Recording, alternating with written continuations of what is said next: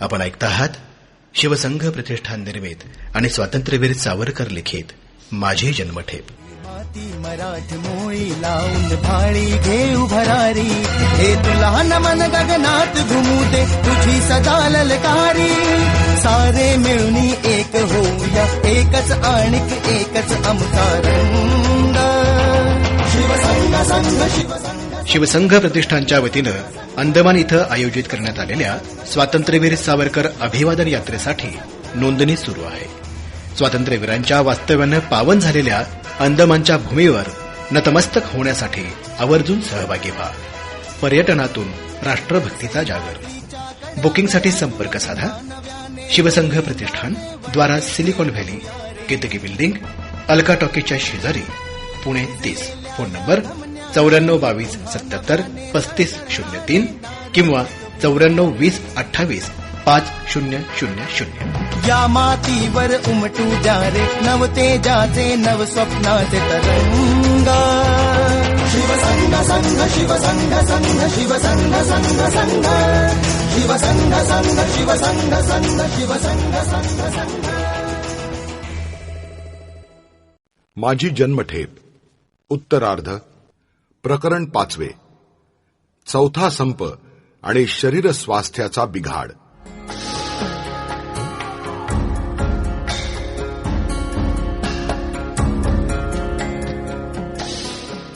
ती दुर्घटना अशी की भानसिंग नावाच्या एका शीख राजबंदीची तंडेल आणि पेटी ऑफिसरशी बोलाचाली होऊन त्यांनी भानसिंगास खोलीत बंद केले आणि बारीस बोलावून आणले.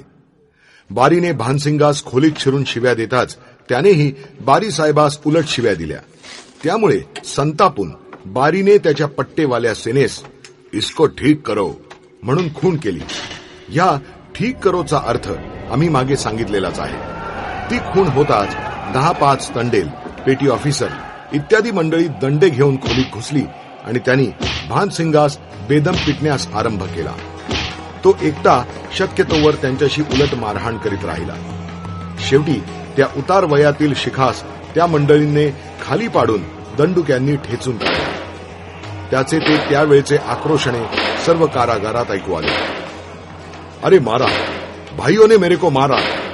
अशा त्याच्या आरोळ्या ऐकताच त्याच चाळीत खाली बंद असलेल्या 5-6 राजबंदीवानांचा राग अनावर होऊन ते एकदम उसळून बाहेर आले आणि हातात सापडेल ते घेऊन वर चढले. बारी भानसिंगाचे वरचे मजल्याचे दार लावून उभा होता. राजबंदीवान बारी बाहेर येताच त्यास मारण्यासाठी वर घुसत आहेत हे पाहताच भानसिंगाच ठेचणे सोडून तो झटकन त्या वरच्या मजल्यास असलेल्या गुंटीचे दार उघडून त्या जिन्याने बाहेर पडला. भानसिंगाच्या या मारपिटीची ही माहिती तेथे प्रत्यक्ष उपस्थित असलेल्या राजबंदीवानांच्या आणि इतर बहुतेक राजबंदीवानांच्या तोंडून जशी ऐकली तशीच वर्णिली आहे. इतकेच नव्हे तर पुढे आम्ही सांगणारच आहोत. त्याप्रमाणे दोघा प्रमुख राजबंद्यांनी ती लेखी कथनात अधिकाऱ्यास अशाच प्रकारे कळविली होती. मारा, भाईयो मेरे को मारा. या आरोळ्या आणि मारहाणीची धांदल शेजारच्या चाळीत ऐकताच आम्हास कळून चुकले की आज कुणास तरी ठीक करण्यात येत आहे. भानसिंगचे नाव ऐकताच फार वाईट वाटले. मारहाणीच्या वेळी बारीचा केवळ हुकूम म्हणून आत घुसलेल्या पण भानसिंगास न मारता इतरांसह नुसते मारण्याचे ढोंग करणाऱ्या एका पेटी ऑफिसरनेही ही माहिती खरी आहे असे सांगितले. ती जेवण्याची वेळ होती. आमच्या चाळीतील दोघा प्रमुख राजबंदीवानांसह आम्ही या आतताईपणाचा तीव्र निषेध करण्याचे नक्की केले आणि चाळीत पत्रे पाठविण्यास सुरुवात झाली. राजबंदीवान या मारहाणीने भिवून न जाता संतापून गेले आणि सार्वजनिक संपाची भाषा सुरू झाली. एक दोघांनी तर टिंब टिंब ही भाषा उच्चारली. पण ही गडबड बारीस कळताच, प्रबळ प्रतिक्रिया पाहताच घाबरण्याच्या त्याच्या स्वभावानुरूप तो दचकला. संध्याकाळी मला भेटायला आला तेव्हा मी त्यास स्पष्ट सांगितले की तुम्ही विचारता म्हणून सांगतो की तुमच्या आतताईपणाचा कळस होत चाललेला आहे. याचा परिणाम आम्हाला आणि मला तर भोगावा लागेलच, पण परिणामी तुम्हालाही भोगावा लागेल. त्याने सर्व दोष भानसिंगावर टाकून तो मला डसला इत्यादी निमित्ते सांगितली. मी म्हटले ते सत्य होते असे गृहीत धरले तरी देखील तुम्ही त्यास निर्बंधाप्रमाणे खटला करून वेत मारावयाचे होते. पण हा छळ का केलात? भानसिंगास रक्त ओके तो मारलेत ही गोष्ट तेथील राजबंदीवान आणि बंदीवान एकमुखाने सांगतात ती गोष्ट खोटी नाही. पर्यवेक्षकाकडे दुसऱ्या पाहणीचे दिवशी ठरल्याप्रमाणे राजबंदीवानातील निवडक लोकांनी या प्रकरणी चौकशी करून बारीस शिक्षा करण्यात यावी म्हणून मागणी केली. परंतु उलट ज्या राजबंदीवानांनी बारीस घेरण्याचा आणि भानसिंगास सोडविण्याचा प्रयत्न केला होता त्यासच धाकदपटशाह देण्यात आला. तेव्हा संप करणे निश्चित झाले. याच वेळेस हिंदुस्थानातून बातमी आली की राज्यघटनेत कित्येक नवीन अधिकार देण्यासाठी जी चर्चा चालली होती तिच्याविषयी चौकशी करण्यासाठी जे प्रयत्न आम्ही करीत होतो त्यात विशेष लक्ष अर्थातच ह्या गोष्टीकडे असे. हिंदुस्थानातील राजकीय जगाच्या दृष्टीपुढे राजबंदीवानांचा प्रश्न हा सदोदित प्रामुख्याने तळपला पाहिजे. जे त्या प्रश्नास शिवण्यासही भीत त्यांना देखील तो टाळता येणे अशक्य व्हावे इतक्या तीव्रतेने राजबंदीवानांच्या यातनांची कहाणी हिंदुस्थानच्या हृदयात शल्याप्रमाणे सतत बोचत ठेवली पाहिजे. हिंदुस्थानास संतुष्ट करण्यासाठी ज्या काही गोष्टी करणे अपरिहार्य आहे त्यात राजबंदीवानांची सुटका ही एक गोष्ट आहे हे अधिकाऱ्यांचे मनावर ठसविण्यासाठी अंदमानात चळवळ जिवंत ठेवणे हे जसे अवश्य होते तसेच तिची माहिती हिंदुस्थानात निरंतर पोचवून लोकांची मने हादरून जातील अशा तीव्रतेने ती त्यांचे पुढे धरणे हेही अवश्यच होते. या सर्व प्रकरणासाठी मॉन्टेग्यू साहेब येण्याचे संधीसच पोर्ट ब्लेअरच्या राजपीडितांविषयी काहीतरी उत्क्षोभक परंतु सत्य घटना प्रसिद्ध करावयाची असेल तर ती प्रथम पोर्ट ब्लेअरमध्ये घडविली पाहिजे. भानसिंगाच्या ह्या क्रूर छळाचा प्रतिकार करण्यासाठी शेकडो राजबंदीवानांनी केलेला संप ही तशी घटना होणार होती आणि म्हणूनच या उद्देशाने संपाची उभारणी नेटाने करणेच आम्हास इष्ट वाटले. संपाचा प्रत्यक्ष पुढाकार जुन्या राजबंदीवानांनीच घ्यावा आणि सर्वांचे वतीने त्यांनीच मागण्या सांगाव्या असे काही बांधवांचे म्हणणे पडले. परंतु त्यायोगे संपाच्या मुख्य हेतूचीच नव्हे तर प्रसंगाविशेषी राष्ट्रीय कार्याचीही हानी होण्याचा कसा संभव आहे हे मी माझ्या सहकार्यास समजावून दिले. प्रत्यक्षच पुढे झाल्यामुळे बारीस आणि वरिष्ठ अधिकाऱ्यांपर्यंत सर्वांस जी हवी ती संधी मिळून मला आणि जुन्या राजबंदीवानांना अलीकडेच ज्या थोड्या बहुत स्वतंत्र फिरण्याच्या सवलती देणे केवळ निर्बंधरित्या अकॉर्डिंग टू जेल रूल्स निरुपाय म्हणून अधिकाऱ्यास भाग पडले होते त्या सर्व सवलती काढून घेऊन मला खोलीत रात्रंदिवस पुन्हा कोंडून ठेवण्यात येईल. त्यामुळे संपाची बातमी हिंदुस्थानात पोचविण्यासाठी माणसे धाडणे, पत्रे धाडणे, युद्धाच्या बातम्या बाहेरून नियमाने आणून देणाऱ्या सहाय्यकांपासून वर्तमानपत्रे घेणे, ती लपून छपून वाचणे, संपामुळे बंद झालेल्या राजबंदीवानांच्या बातम्या परस्पर पोचवून त्यांना एका दावणीत धोरणाने वागता यावे असे बेत करणे आणि कळविणे ही सर्व संपाचे दृष्टीने अत्यंत महत्वाची कामे करणे खोलीत आम्ही बंद होऊन पडल्याने फार कठीण होणार. दुसरे की गेल्या 4-5 वर्षात कारागाराच्या अत्यंत क्रूर अशा पहिल्या प्रबळ टकरीस आम्हास तोंड द्यावे लागल्याने आम्हा सर्वच जुन्या राजबंदीवानांच्या प्रकृतीवर हानिकारक परिणाम होऊन त्या खंगून गेल्या होत्या. आम्हास आणखी हातकड्या, कोठडीबंद्या, कुग्रास अन्न आणि प्रसंगी वेत खाण्याचाही उपचार करावयास भाग पाडणे म्हणजे आमच्या जीवास धोक्यात घालणे होते आणि तेही संपासारख्या तात्कालिक आणि स्थानिक फुटकळ कार्यासाठी. अशा कार्य जीव देण्यास निघणे म्हणजे केवळ राष्ट्रीय हिताचीच हत्या करणे होते. एकदा पुढे पाय टाकल्यावर तो मागे घेणे अधिकच हानीचे होते. त्यापेक्षा आता ही संप, प्रतिवाद, इन्कार्या इत्यादी स्थानिक चळवळीत नवीन आलेल्या ताज्या दमाच्या 100-125 मंडळीतील लोकांनीच काही दिवस पाळीपाळीने अंगावर घेऊन चालवावी हेच अधिक युक्त होते. तिसरे महत्वाचे कारण जे विशेषतः मीच काम सोडून पडणे अनिष्ट ठरविणारे होते ते हे की त्यायोगे माझा हिंदुस्थानात पत्रही टाकण्याचा अधिकार त्यामुळे छिनला जाता. वर्षभर ज्याला कारागारीय कोणतीही शिक्षा नाही त्यास वर्षातून एक वेळ पत्र टाकता येणार. मी बंद होतो तर पत्रही बंद होते. पण माझे पत्र बंद होणे म्हणजे संप तर राहोच परंतु राजकीय बंदीवानांच्या सुटकेच्या प्रश्नाचीच महत्वाची हानी करणे होते. कारण की राजबंदीवानात ज्या एका दोघांच्या पत्रास हिंदुस्थानातील पुढाऱ्यांच्या, वृत्तपत्रांच्या आणि जनतेच्या कानापर्यंत पोचता आले असते त्यांनी तशी सर्व राजबंदीवानांची चर्चा करणारी किंवा कोणत्याही रीतीने अधिकाऱ्यास झोंबणारी पत्रे टाकण्याचे वेडेपण करण्याचे शहाणे साहस कधीही केलेले नव्हते. बारी रागावताना बरे, जे लोक पत्रातून आपल्या सहीने सत्य ती माहिती लिहिण्यास आणि सर्व राजबंदीवानांच्या हिताची चर्चा करण्यास धजणारे राजबंदी होते, त्यांच्या पत्रांची हिंदुस्थानातील जनतेवर परिणाम करण्यासारखी प्रसिद्धी होण्याचे किंवा त्याची तशी चर्चा होण्याचे परिस्थितीमुळे अशक्य होते. अशा स्थितीत माझ्या एकट्याच्याच पत्रास ते काम करणे अपरिहार्य झालेले होते. माझे धाकटे बंधू माझ्या एकट्याच्याच नव्हे, तर त्या नावाखाली आणि त्या निमित्ताने सर्व राजकीय बंदीवानांच्या सुटकेचा प्रश्न हिंदुस्थानात सारखा प्रचलित ठेवण्यास झटत असत, हे जनतेस ठाऊकच होते. त्यास माझ्या वार्षिक पत्राचा प्रबळ आधार मिळत असे. माझे वार्षिक पत्र येताच त्याच्या भराभर प्रती केल्या जात आणि त्या हिंदुस्थानातील अनेक पुढाऱ्यांच्या हाती पडत. त्यापैकी कित्येकांकडून ते पत्र वृत्तपत्रातून प्रसिद्ध केले जाई.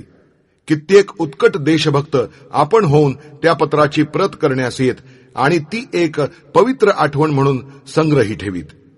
पॅरिसपर्यंत त्या वार्षिक पत्रांच्या प्रती कशा जात आणि तेथे हिंदी लोक त्या किती उत्सुकतेने आणि भक्तीने वाचून त्याच्या प्रती करून कशा सांभाळून ठेवीत, हे बॅरिस्टर असफ अली यांनीही फॉरवर्डमध्ये प्रसिद्ध केलेच होते. त्या पत्रातून मी केवळ पोर्ट ब्लेअरच्या कारागारीय कागाळ्या तेवढ्या गाळी. बाकी राजबंदीवानांच्या सुटकेसाठी काय काय चळवळी केल्या पाहिजेत, त्या प्रश्नास हात घालण्यास पुढारी कसे भितात, सरकार क्रांतिकारकांना आणि त्यातही मला राजबंदीवान म्हणून म्हणण्यासही कसे कचरते, ते त्यांचे करणे किती विपरीत आहे आणि म्हणून लोकांनी ते कसे खोडून काढले पाहिजे, इत्यादी चर्चाच करीत होतो असे नसून त्यात शक्य तेव्हा या ना त्या निमित्ताखाली देशास हितावह असणारी राजकीय, सामाजिक आणि धार्मिक मतेही प्रदर्शित करीत होतो. विशेषतः लढाईत जो पर्यवेक्षक त्या पोर्ट ब्लेअरच्या कारागारावर होता, तो एकंदरीत बऱ्याच उदार स्वभावाचा असे आणि मी वर्षभर प्रत्यक्ष निर्बंध भंग न करता राहिलो म्हणून प्रसन्न होऊन मला बऱ्याच निरंकुशपणे पत्र लिहू देई. केवळ कारागारीय उल्लेख त्यात नसले म्हणजे मग तो सहसा पत्रात खाडाखोडी, बारी जळफळला तरी करीत नसे. या सवलतीचा मी शक्य तेवढा लाभ घेण्यास चुकत नसे. कारागारीय माहिती इतर प्रकारांनी धाडावी लागे आणि ती तशी धाडली जाऊन केव्हा तरी काहीतरी वर्तमानपत्रातून येतच असे. परंतु तशा गुप्तपणे धाडलेल्या आणि माझ्या सहीने प्रत्यक्ष सरकारी अधिकाऱ्यांचेच द्वारे धाडलेल्या माझ्या वार्षिक पत्रात अर्थातच फरक असे. माझ्या या पत्राचा काउन्सिलपासून ते झोपडीपर्यंत अधिक परिणाम होई आणि गुप्तपत्रे 10 टाकावी तर 1 पोचणार आणि त्यातून झाले तर अर्धेच प्रसिद्ध होणार. पण माझे पत्र तर निश्चितपणे अधिकाऱ्यांचे मुद्रेसह हिंदुस्थानभर प्रसृत होणार. एतदर्थ या पत्रास धाडण्याची आणि त्यायोगे स्वदेशी माझ्या मतांची आणि राजबंदीवानांच्या सुटकेच्या प्रश्नाची चर्चा सारखी प्रज्वलित ठेवण्याची ही संधी मी सहसा कर्तव्य म्हणूनच गमावित नसे. ह्या आणि इतर कारणांसाठी मी संपाची योजना अशी ठरविली की जुन्या राजबंदीवानांना म्हणजे मला, माझे बंधूंना आणि श्रीयुत जोशी यांना, कारण बाकीच्या जुन्या राजबंद्यातील कित्येक तर भानसिंगास मारले हे त्यास माहीत असूनही ते आपणास काही एक माहीत नाही, इतरांशी आमचा काहीच संबंध नाही असे स्पष्टपणे सांगून संपास कोण उत्तेजन देतो कोण नाही इत्यादी बातम्याही देण्यास मागे घेत नसत. तेव्हा संपात त्यांनी येण्याचा प्रश्नच नव्हता. त्यांना सोडून नव्यापैकी ज्यांच्या प्रकृतीस परिणामकारक असा अपाय होण्याचा संभव नाही, त्यांनी संपात प्रत्यक्ष काम सोडून भाग घ्यावा. प्रथमतः राजबंदीवानांना कोणते हक्क पाहिजे आहेत आणि भानसिंगाची मारहाण हे संपाचे केवळ तात्काळ निमित्त असून मुख्य कारण आणि मागणी म्हणजे राजबंदीवानास राजबंदीवानाप्रमाणेच वागविण्यात यावे हे कसे आहे हे लेखी कथनात दोघा पुढाऱ्यांनी लिहून द्यावे. ते लिहून न घेतले तर काहींनी अन्न त्यागाच्या संपाची धमकी द्यावी आणि कोणीही प्रकृती विकोपास जाई तो कोठडीत सडत पडण्याचा हट्ट धरू नये किंवा अन्न त्यागाने प्राण देऊ नयेत असा बेत ठरला. संपाच्या समर्थनार्थ आणि देशात खळबळ माजविण्यासाठी शक्य ती खटपट करणे हे आम्ही अंगावर घेतले. त्याविरहित माझ्या बाहेर राहण्याने पोर्ट ब्लेअरच्या वसाहतीतील शिक्षणाधिक जे सार्वजनिक प्रचार कार्य आम्ही हाती घेतलेले होते तेही अव्याहत चालू शकले. ठरलेल्या दिवशी चाळीतून राजबंदीवानांच्या टोळ्या कामे फेकून उठून उभ्या राहिल्या. जवळजवळ 100 लोक त्या संपात समाविष्ट झालेले असावेत. मागे जे संप झाले तेव्हाहून आता राजबंदीवानांची संख्या पुष्कळच वाढल्याने आणि अधिकाऱ्यांची शक्ती आणि सक्ती त्या पहिल्या संपामुळेच बरीच ढिली झाल्यामुळे त्या संपाचा परिणाम पुष्कळच झाला. राजबंदीवानांच्या नव्हे तर त्या वसाहतीच्या इतिहासातही असा मोठा, इतका संघटित, टिकाव धरून राहिलेला संप दुसरा झालेला कोणास आठवत नाही. राजबंदीवानांविषयी दर 6 महिन्यास एक प्रतिवेदन अधिकाऱ्यास हिंदुस्थान सरकारकडे धाडावे लागे. वसाहतीत आम्ही येतो, सब ठीक है म्हणूनच सर्व प्रतिवृत्ते येत असल्याने असल्या क्रूर अपराध गुंडांच्या वसाहतीस दमन करून चूप बसविण्याच्या अधिकाऱ्यांच्या कौशल्याची हिंदुस्थान सरकार अर्थातच प्रशंसा करी. परंतु राजबंदीवान आल्यापासून वसाहतीच्या वार्षिक प्रतिवेदनात किंवा राजबंदीवानांच्या स्वतंत्र प्रतिवृत्तात अधिकाऱ्यास सब ठीक है असे कधीच प्रतिवेदिता म्हणजे रिपोर्ट करता आले नाही. एतदर्थ या संपादिक चळवळी दबविण्यास ते आपल्या लौकिकासाठी फार धडपडत. तथापि त्यासही संपाहून संप आणि भांडणामागून भांडणे पाहता पाहता आता पहिल्या संपासारखी चीड येण्याचे किंचित कमी झाले होते. तरी त्यांची धडपड सारखी चालू होती. संप होताच बारीने आमच्या विरुद्ध राजबंदीवानांच्या मनात विकल्प भरविण्यास जो आरंभ केला तो शेवटपर्यंत. राजबंदीवानांच्या खोल्यांशी अर्धा अर्धा तास उभे राहून तो सांगत फिरे, अरे हा सावरकर तुम्हा झुलवितो आहे, फसवितो आहे, स्वतः मागे राहिला, पहा तो शिक्षेस भीतो, तुम्ही वेडे आहात, तो दुसरा अमका पहा, तसे बागा, तुमचे हित होईल. मग सावरकरांना एवढे घाबरता का? पण राजबंदीवानातील ते लोक बारीच्या बारशास जेवलेले होते. त्यास तो अमका जसे आचरतो तसे बारीची हाजी हाजी करण्यासाठी त्यास बातम्या देण्यापर्यंत लांगुल चालन करावयाचे असते, तर त्यांचा सावरकराने काही हात धरला नव्हता हे ठाऊक होते. सावरकराने एकंदर 20-22 वेळा त्याच कारागारात आडव्या बेड्या, उभ्या बेड्या, साखळदंडी बेड्या, हातकड्या, कोठडी बंद्या, अन्नत्याग इत्यादी सर्व प्रकारच्या शिक्षा खाल्लेल्या होत्या हे त्यास सरकारी टिपणातच बघावयास मिळत होते. ते राजबंदीवानाचे कर्तव्य म्हणून संपात समाविष्ट झालेले होते आणि त्यातील कित्येक तर इतके संतप्त होते की सावरकरांना पुरे वाटलेल्या प्रतिकाराहून आणि प्रतिवादाहून अधिक उग्रतर प्रतिवाद करण्यास आग्रह करीत होते. केवळ सावरकरांनीच प्रमुखत्वे त्यांना रोखून ठेवले होते. तेही राहो, केवळ बारी सावरकरांविरुद्ध इतका उपदेश देतो हेच एक कारण सावरकरांचे धोरण आणि वर्तन हे राजबंदीवानांच्या आणि त्यांच्या राष्ट्रास हितप्रद होते हे सिद्ध करण्यास त्यातील बहुतेकास पुरेसे वाटे. त्यातील कित्येक तर हसून त्यास म्हणत देखील की, क्यों जी साहेब, सावरकर बाबू आप कहते वैसे ही जो डरपोक हैं तो आप उनसे रात दिन इतने घबराते क्यों रहते? बारीचे आणि त्याच्या हस्तकांचे आम्हा राजबंदीवानातील झुंजार पक्षात फाटाफूट पाडण्याचे सर्व प्रयत्न विफल झाले. संप जोरात चालला. तिकडे बिचारा भानसिंग मात्र त्या मारानंतर पुन्हा सुधारला नाही. त्यास पुढे रक्त ओकण्याचा विकार होऊन एका आठवड्याचे आत रुग्णालयात नेण्यात आले. तेथे आमची प्रकृती बिघडल्याने आम्हासही काही दिवस नेण्यात आल्यामुळे आमची त्याची गाठ पडली. त्याने त्याच्या पाठीवरचे वळ आम्हास दाखविले. तेथेच त्यास क्षयाची भावना इतक्या वेगाने झाली किंवा पूर्वीची प्रकृती इतकी विकोपाला गेली की तो 1.5 महिन्यात हा लोक सोडून चालता झाला.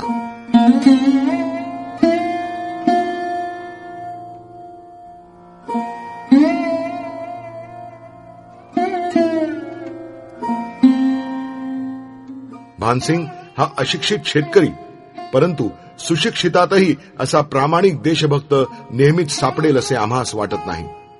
बिचारा जन्मठेप घेऊन ज्या देशाचे मंगलार्थ तिथे आला तेथेच एका 1.5 वर्षाचे आत त्याच देशाचे मंगलार्थ झुंजत असता मेला. अशीच तेथील राजबंदीवानातील प्रत्येक प्रामाणिक मनुष्याची भावना झाली. भानसिंगवरील अत्याचार आणि संपवाल्यांच्या मागण्या रीतसर अधिकाऱ्यांच्या कानावर घालण्याकरता जे 2 पुढारी नेमले होते त्यांचे लेखी कथन अधिकारी घेईनात. तेव्हा ठरल्याप्रमाणे त्या दोघांनी अन्नत्याग केला.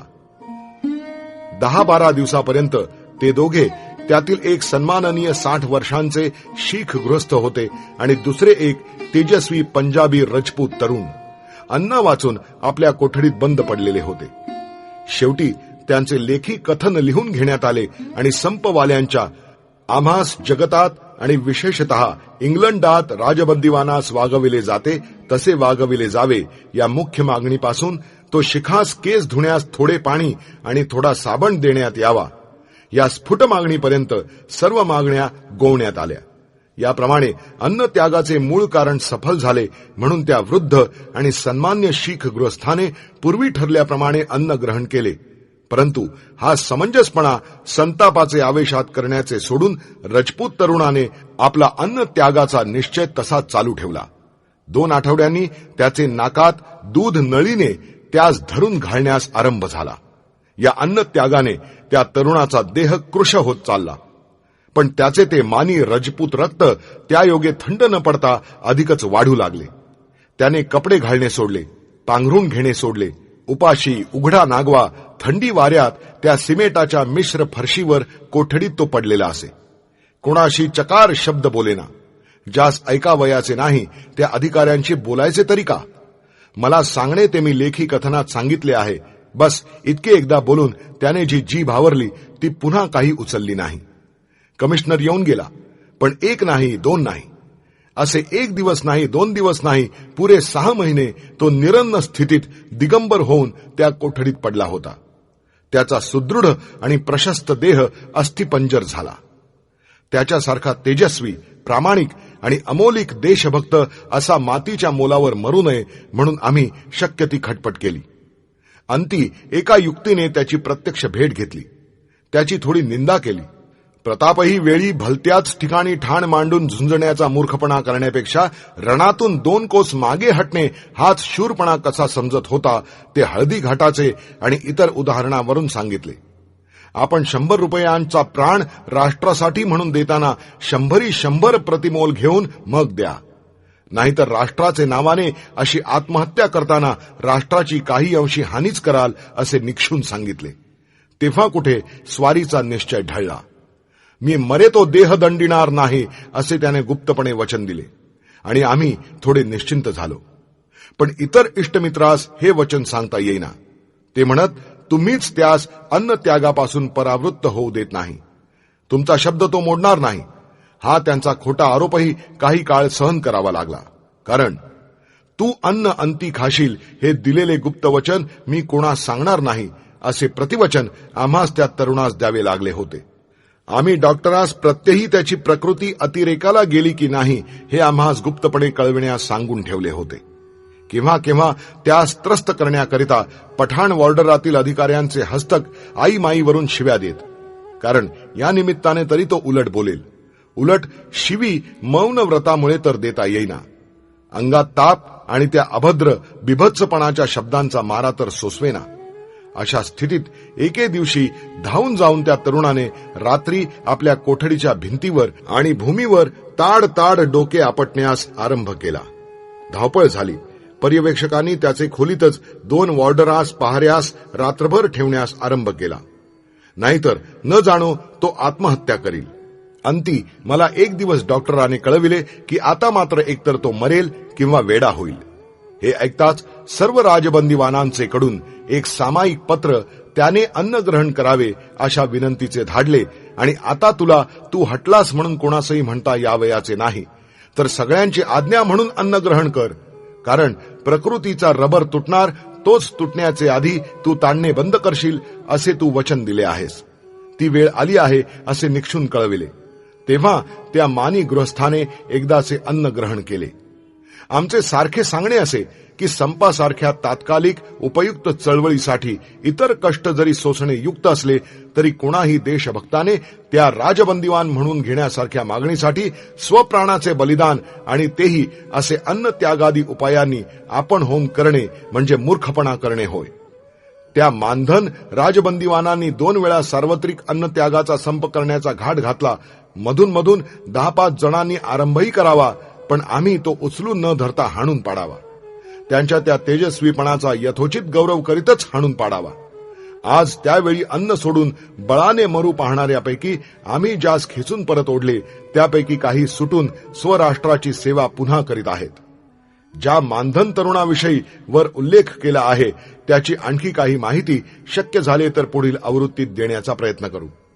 हा संप ज्या दिवशी झाला त्याच दिवशी मॉन्टेग्यू साहेबास एक आवेदन धाडण्याची जी परवानगी आम्ही मागितली होती ती विषयी चर्चा करताना बारी आम्हास म्हणाला, well, you have accorded a fine reception to mister Montagu.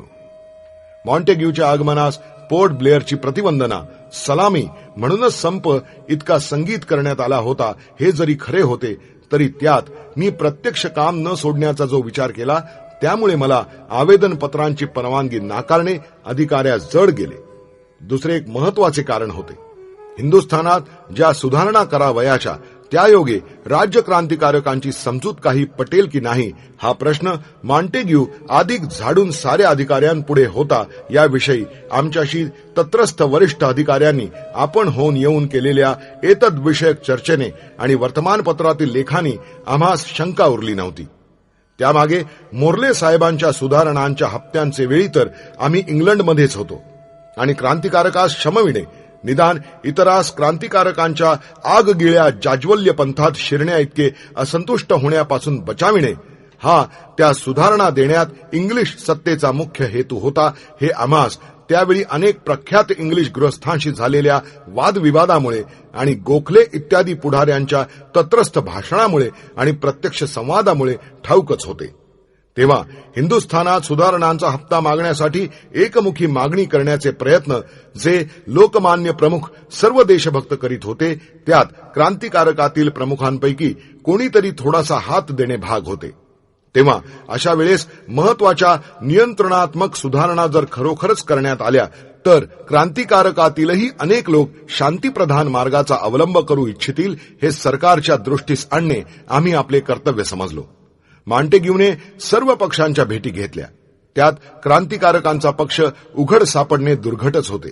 तेव्हा अशा अपरोक्ष रीतीने त्यातील काही जणांकडून त्यांची मते कळणे त्यास इष्टच होते.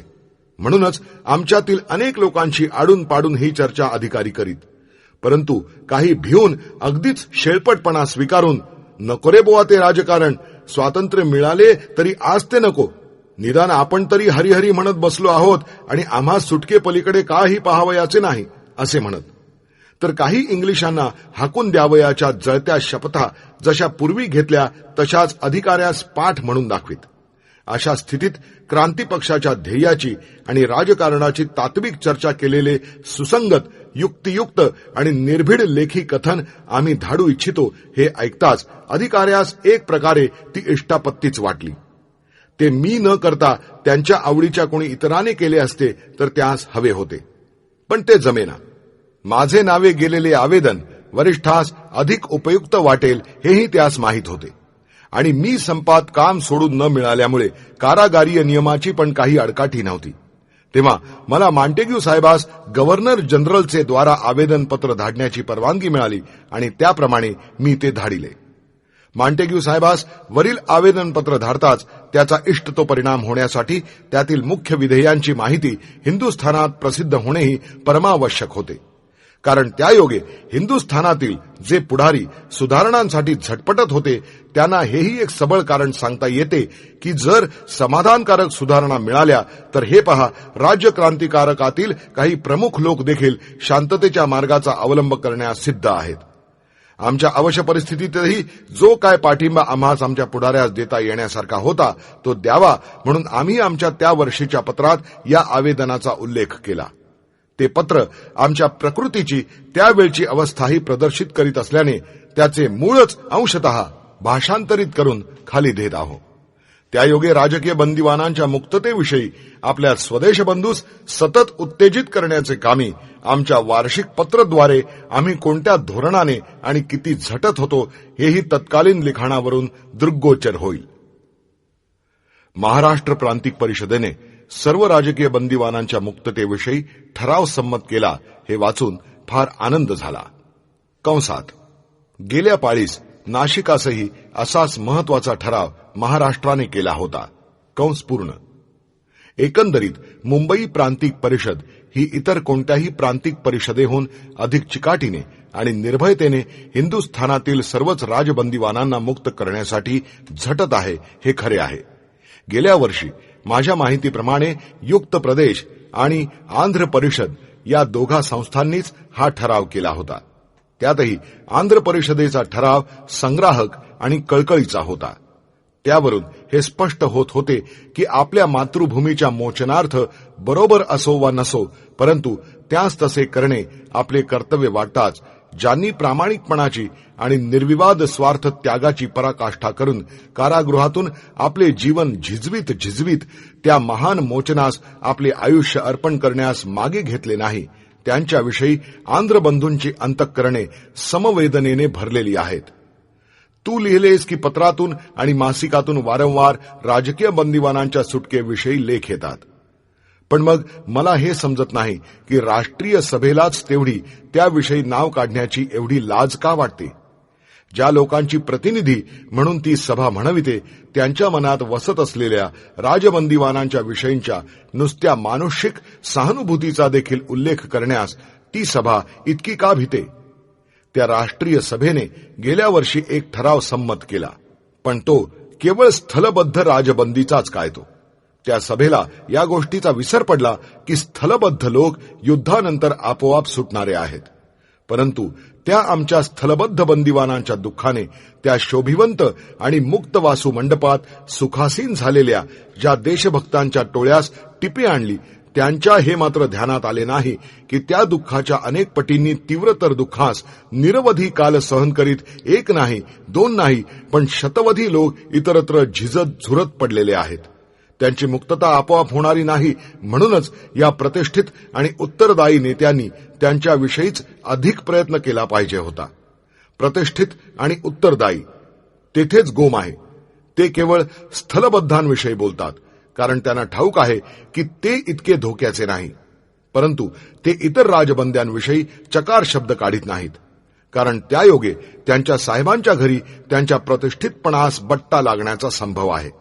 राष्ट्रीय सभेचे मुख्य कर्तव्यच म्हणजे तिच्यात पुढे पुढे करणाऱ्या मुठभर लोकांची मते प्रदर्शित करणे नसून देशातील बहुमत प्रदर्शित करणे हे होय. मग इतकी वृत्तपत्रे आणि प्रांतिक सभा राजबंदीवानांची मुक्तता करा म्हणून मागणी करीत असता या राष्ट्रसभेच्या पुढाऱ्यातीलच काही पुढाऱ्यांवर जेव्हा कारागृहात सडत पडण्याचा प्रसंग आला, तेव्हा राष्ट्रसभेने आणि ज्या लोकांसाठी ते झटले आणि पाशात पडले त्यांनी त्यांच्या दुःखाचा नामनिर्देश करणे हे त्यांचे कर्तव्य होय अशी स्वतःच अपेक्षा केली असता, आणि विशेषतः आयरिश, बोअर, ऑस्ट्रियन इत्यादी लोकांनी आपापल्या देशातील राजबंदीवानांच्या मुक्ततेची उघड चळवळ करून ती मुक्तता करविली असता, राष्ट्रीय म्हणविणाऱ्या सभेने मात्र आपल्या हिंदी राजबंद्यांविषयी चकार शब्द काढण्यास भ्यावे हे अत्यंत अनुचित होय. राष्ट्रसभेला तसे करणे आता भागच पाडिले पाहिजे. जर काही म्हाताऱ्या कोताऱ्यांच्या अंगास कापरे भरत असेल तर त्यांनी हवे तर ठरावाच्या बैठकीस उपस्थित राहू नये. या थोड्या प्रतिष्ठितास धीर नाही म्हणून सर्व राष्ट्राने या अपराधी मुग्धतेचे पाप डोक्यावर काय म्हणून घ्यावे. अशा प्रकारचे ठराव करताना देखील एक दोन गोष्टींविषयी फार सावधता ठेवली पाहिजे. पुष्कळ पत्रे राजबंदीवानांविषयी लिहिताना त्या सोयीस्कर शब्दाचा उपयोग अशा संदिग्धपणे करतात की त्यात नक्की कोणाचा अंतर्भाव केलेला आहे हे सरकारास तर काय, पण लोकांसही समजू नये. कधी त्याचा अर्थ स्थलबद्ध बंदी, तर कधी स्थानांतरित, तर कधी निर्वासित, पण अगदी स्पष्टपणे उल्लेख करून राजकीय कार्यात दंडित झालेल्या सर्व बंदिवानांचा अंतर्भाव त्या शब्दात क्वचितच केलेला असतो. गेल्या पाळीला मी तुला लिहिलेच होते की बानर लॉनी देखील आयरिश राजबंदी सोडताना जे व्यक्तिविषयक अपराधासाठी दंडित नाहीत त्या राजबंदीवानांना सोडले म्हणून त्यांचे भिन्नत्व दाखविण्याचा धूर्तपणा केला होता. आता त्या सद्गृहस्थास माहीत होते की मताभिलाषी स्त्रिया अशा वैयक्तिक अपराधासाठीच दंडित झालेल्या होत्या, परंतु त्यास लढाई सुरू होताच सोडण्यात आले. मग बानर लॉच्या हातात तो वैयक्तिक अपराध हा शब्द आताच त्यांच्या खऱ्या हेतूस झाकणारी ढाल का व्हावी आणि त्या दंडित शब्दास हिंदी पुढाऱ्यांनीच एवढे का भ्यावे. बोथा मुख्य प्रधान आहेत आणि रेडमंड पार्लमेंटातील एका पक्षाचे अध्वर्यू आहेत. तरी सरकारविरुद्ध सशस्त्र बंड करणाऱ्या आणि त्याच्या विपक्षीय असलेल्या राजबंदीवानांसही त्यांनी सोडले. परंतु राष्ट्रीय सभेच्या पुढाऱ्यास मात्र आपण प्रतिष्ठित अशा बंडखोरांची नावे देखील कशी उच्चारावी म्हणून धाक पडला आहे. नगरच्या वेशीशी भीक मागणाऱ्या भिकाऱ्यास नगराच्या अध्यक्षपणाच्या आणि नगर शेटांच्या पेक्षाही आपल्या प्रतिष्ठितपणाची आणि उत्तरदायित्वाची अधिक जाणीव आहे. तेव्हा यापुढे ठरावातून आणि लेखातून राजकीय बंदिवान ह्या शब्दाची अशी व्याख्या असावी की तीत क्रांतिकारकासुद्धा सर्व राजबंदिवानांचा समावेश व्हावा. जे जे कोणी, मग ते दंडित असोत वा विचाराधीन म्हणजे अंडर ट्रायल असोत वा स्थलबद्ध असोत, ते वैयक्तिक आक्रमणासाठी किंवा सार्वत्रिक बंडासाठी कंसात वास्तविक मला या भिन्नत्व शून्य प्रभेदाचा अर्थच कळत नाही कंस पूर्ण अपराधी ठरलेले असोत, पण जे जे शुद्ध आणि निर्भेळ अशा राजकीयच हेतूने प्रेरित होऊन झुंजत होते ते ते राजकीय बंदिवान होत. हीच त्या शब्दाची खरी व्याख्या आहे. वैयक्तिक शब्दात आणि राजकीय या शब्दात मुख्य प्रभेद हा त्या कृत्यावरून पडत नसून त्या कृत्यामागे असलेल्या हेतूवरून पडत असतो. हेतू ही मुख्य कसोटी होय. कोणतेही कृत्य स्वयमेव राजकीय ठरत नाही, कारण सशस्त्र बंड देखील जर ते केवळ कोण्या व्यक्तीच्या पोटापाण्याकरिताच असेल तर राजकीय आणि सार्वजनिक ठरणार नाही आणि त्यास कुणाही सुज्ञ गृहस्थाची सहानुभूती मिळणार नाही. तो केवळ एक थोरला दरोडाच होईल. अर्थात त्या व्यक्तीच्या पोटाचा प्रश्न हा कोण्या एका सार्वजनिक अधिकाराचे रक्षणासाठी चाललेल्या लढ्यात निमित्त मात्र पुढे केलेला असेल तर ती गोष्ट निराळी. ठगातील ज्या टोळ्या नुसत्या स्वार्थी लूटमार करीत फिरत त्यांनी लढाया दिल्या म्हणूनच केवळ त्या राजकीय व सार्वजनिक स्वरूपाच्या ठरत नाहीत, परंतु मतवाल्या स्त्रियांपैकी मुख्य प्रधानाला एकाएकी चाबुकाने झोडपणारी आणि प्रत्यक्ष आग लावीत फिरणारी स्त्री देखील सरकारने राजकीय म्हणूनच मानली, कारण त्यांची कृत्य जरी व्यक्तिविशेषांवर आघात करणारी असून सार्वत्रिक किंवा उघड लढाईची नव्हती, तरी त्यांच्या त्या वैयक्तिक झुंजीचा हेतू स्वतःचा सूड उगवणे किंवा स्वार्थ साधणे हा नसून कोणत्या तरी सार्वजनिक कल्याणासाठी कार्यासाठी झटणे हा होता. साधन दुष्ट किंबहुना दंडनीय आणि पापीही असू शकेल वा नसेल, परंतु कृत्याचे नैतिकत्व त्या कृत्यास प्रेरक होणाऱ्या हेतूत असते. तो हेतू राष्ट्रीय असेल तर ते कृत्य राजकीयच ठरले पाहिजे.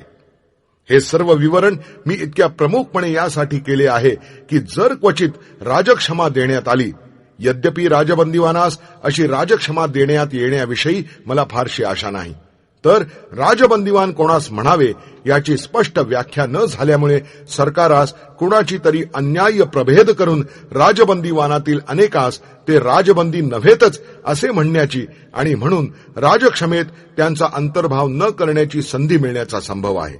एतदर्थ तू सर्व प्रमुख लेखकांच्या ही गोष्ट दृष्टीस एव्हापासून आणावी आणि सर्वांनी सर्व राजबंदीवानास सोडण्याची चळवळ हाती घ्यावी.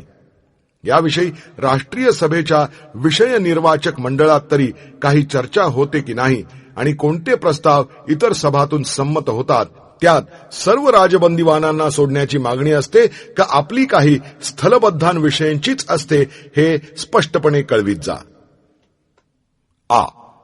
दुसरी गोष्ट, एक सार्वजनिक बृहत आवेदनपत्र सरकारास धाडण्याच्या बेताविषयी कंसात अशा प्रकारचे आवेदन हजारो सह्यांसह सरकारास कसे धाडावे आणि राजबंद्यांच्या सुटकेची चळवळ कोणत्या धोरणाने आणि उपायांनी करावी ते मी सुटून गेलेल्या माझ्या राजबंदीवान स्नेहांपैकी काहींचे हस्ते बंधूस आधीच कळवलेले होते.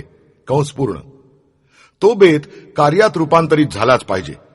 युद्धानंतर तसे आवेदन धाडणे अधिक परिणामकारक आहे म्हणून क्वचित आपण तो बेत सध्या स्थगित केला असेल. तिसरी गोष्ट म्हणजे ठिकठिकाणी राजबंदीवाना सोडविण्यासाठी सभा एकामागून एक भरविण्याची योजना ही होय. एका वर्षीच नव्हे तर या सभांचे चक्र सारखे वर्षामागून वर्षे चालूच ठेवले पाहिजे. एकंदरीत राष्ट्रीय सभा, प्रांतिक परिषदा, सरकारास सार्वजनिक थोरली आवेदने, त्या राजबंदींच्या कुटुंबांकडून वैयक्तिक आवेदने, वृत्तपत्रातील सतत लेख, व्हाईसरिगल विधिसभा आणि प्रांतिक विधिसभा काउन्सिल्स पासून तो थेट पार्लमेंटपर्यंत प्रश्नोत्तरांची धुमश्चक्री अशा विविध रीतीने राजबंदीवानांच्या प्रश्नाची एकसारखी चळवळ अशा नेटाने चालवा की तो प्रश्न देशीय राजकारणाचे एक प्रमुख अंग होऊन बसेल आणि प्रत्येक वेळी राजबंदीवान म्हणजे क्रांतिकारक दंडितांसुद्धा राजकीय हेतूने आक्षेपभूत कृत्यास प्रेरित झालेला प्रत्येक बंदिवान होय ही गोष्ट स्पष्टपणे विशद केली जावी. या सर्व चर्चेत मी प्रत्यक्ष परिणामापेक्षा या सर्व प्रयत्नांच्या आनुषंगिक नैतिक परिणामांकडेच अधिक लक्ष दिलेले आहे हे मी मोकळेपणाने सांगतो. मी सरकारला स्पष्टपणे कळविले आहे की राजबंदीवानांच्या सुटकेचा हा प्रश्न अपरिहार्यपणे हिंदुस्थानास प्रगतीशील आणि वास्तविकच नियंत्रित अशा शासन संस्थेचे अधिकार मिळणाऱ्या प्रश्नांशी निगडीत झालेला आहे. म्हणून अशा प्रकारच्या राजक्षमेने होणाऱ्या सर्वसाधारण सुटकेचा संभव सध्या तरी अपेक्षित नाही हे उघड आहे. याप्रमाणे प्रत्येक सुटका जरी संभवनीय नाही तरी पण मी वर दिल्याप्रमाणे सुटकेविषयी जे प्रयत्न करावयाचे त्यांचे एक फळ तरी पदरात पडल्या वाचून राहणार नाही, आणि ते म्हणजे आपल्या राष्ट्रावर होणारा त्या प्रयत्नाचा नैतिक परिणाम. जे हुतात्मे सैनिक आणि वीर आपल्या राष्ट्रीय युद्धात झुंजार राहिले त्यांची स्मृती राष्ट्रास पुन्हा उत्कटत्वाने येऊन त्यांच्या कष्टांविषयी आणि हेतूविषयी सहानुभूती आणि कळकळ व्यक्त करणाऱ्या या प्रयत्नांनी ते युद्ध अंतिम विजयापर्यंत झुंजत राहण्याचा उत्साह राष्ट्रात संचरेल. रणात कामास आलेल्या सैनिकाची कृतज्ञपणे आठवण काढणे हे नवीन सैनिकाची भरती करण्याचे अत्यंत परिणामकारक साधन असते. तशा परिस्थितीत सुटून तरी काय उपयोग? वर उल्लेखिल्याप्रमाणे मी शासन संस्थेच्या सुधारणेविषयी माझे विचार कळविण्यासाठी मॉन्टेग्यूना आणि गव्हर्नर जनरल यांना अलीकडेच जे आवेदनपत्र टाकले आहे त्यातील मुख्य विधेये अशी होती की जर ते म्हणतात त्याप्रमाणे हिंदुस्थानात खरोखरच एखादी उत्तरदायी शासन संस्था स्थापन करण्याचा त्यांचा विचार असेल तर मग आम्हा राजबंदीवानांना बंदीशाळेत कोंडून ठेवण्याचे मुळीच कारण नाही. दुसरे असे की जर उत्तरदायी सत्ता देणाऱ्या सुधारणा शासन संस्थेत होणार असतील आणि राजबंदीवानांची सुटका मात्र करण्यात येणार नसेल तर लोकांचा पूर्वीच उडालेला विश्वास केवळ त्या सुधारणांच्या योगेच किंवा सरकारी मनःशुद्धतेच्या भाषणांनीच काय तो सरकारवर पुन्हा बसेल हे दुर्घट आहे. कारण नुसत्या दैशिक स्वराज्याने लोकांच्या घरादारातून त्यांच्या आप्तेष्टांच्या वियोगाने पसरलेला असंतोष समूळ निर्मूलन कसा होईल? ज्या देशात भावापासून भाऊ हिसडून नेलेले आहेत, शतावधी सहस्त्रावधी देशभक्त कारागृहातील कोठड्यातूनच लोखंडी पिंजऱ्यातून सडत आहेत किंवा देशापार होऊन विवासनात भटकत आहेत आणि दर दुसऱ्या कुटुंबातून कोणी मुलगा व भाऊ व मित्र व प्रियकर व पिता हिसडून नेला जाऊन वियोगाच्या सहाऱ्यातून मरुभूमीतून व्याकुळ होऊन जळत पडला आहे, त्या देशात शांतता आणि संतोष हे नांदावेत तरी कसे? परंतु उलट पक्षी हेही ध्यानात ठेविले पाहिजे की राजबंदीवानांची नुसती मुक्तता करून त्याबरोबरच जर काही महत्वाच्या शासन सुधारणा न केल्या आणि दायित्वपूर्ण सत्ता राष्ट्रास न दिली गेली तर ती राजक्षमा आणि ती राजबंदीची मुक्तता तशीच विफळ होईल. मी माझ्या स्वतःच्या मुक्ततेच्या मार्गात जे सत्य आड येत असताही प्रामाणिकपणे सांगून टाकले, कारण त्या देशात सुटून गेलो तरी आम्हास जीवन सह्य तरी कसे होणार की जिथे प्रगतीचा प्रत्येक पथ अतिक्रमण करणारावर खटला भरला जाईल अशा सूचनेने कुंठित झालेला आहे. जेथे प्रत्येक पुढचे पाऊल सुलतानाचा उपमर्द करते आणि मागे पाऊल टाकल्यास स्वतःच्या स्वाभिमानाचा आणि सुलतानाहून कमी कडक नसणाऱ्या स्वतःच्या धर्मबुद्धीचा उपमर्द होतो, तेथे धोक्यात पाऊल न पडता चालणे शक्य तरी होणार कसे? एतदर्थ दैशिक स्वराज्य आणि राजबंदीवानांची मुक्तता ही विभक्त होऊ शकत नाहीत. एकास सफळ व्हावयाचे तर दुसऱ्या सहज त्याची योजना झाली पाहिजे. मी हेही स्पष्टपणे सांगितले होते की हे आवेदन धाडण्यात माझा मुख्य उद्देश राजबंदीवान वर्गाची मुक्तता हाच असल्याने मला स्वतःला न सोडले तरी मी असंतुष्ट राहणार नाही.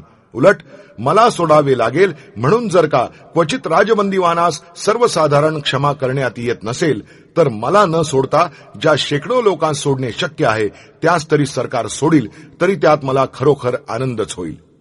जर मी म्हणतो अशा रीतीने सरकार खरोखरीच दायित्वपूर्ण शासनाधिकार म्हणजे कमीत कमी वरिष्ठ विधिमंडळात परिणामकारक बहुमत, ज्यावर अर्थातच तो एखादा राज्य समिती काउन्सिल ऑफ स्टेटचा दगडोबा प्रत्येक वरात शाप मिसळविण्यासाठी स्थापिलेला नाही असे लोकपक्षीय प्रतिनिधीचे बहुमत देणार असेल आणि ह्या अधिकारदानासहच अशेष राजबंदीवानास युरोप आणि अमेरिका इत्यादी ठिकाणी अडकून पडलेल्या आमच्या निर्वासितासह सर्व राजदंडितास मुक्त करण्याचे औदार्य दाखवित असेल तर निदान मी तरी आणि मजप्रमाणे इतर कित्येक अशी राज्यघटना प्रामाणिकपणे स्वीकारीन आणि जर आमच्या लोकांना आपले प्रतिनिधी म्हणून आम्हास निवडणे योग्य वाटले तर त्याच विधिमंडळाच्या सभांगणात आमच्या आयुष्याच्या परमध्येयासाठी आम्ही झटू की ज्या विधिमंडळांनी आजपर्यंत आमच्याविषयी केवळ द्वेषच काय तो धारण केला आणि त्यांच्या कार्याविषयी आणि धोरणाविषयी आमच्या मनात तिरस्कार उत्पन्न करून ठेवला.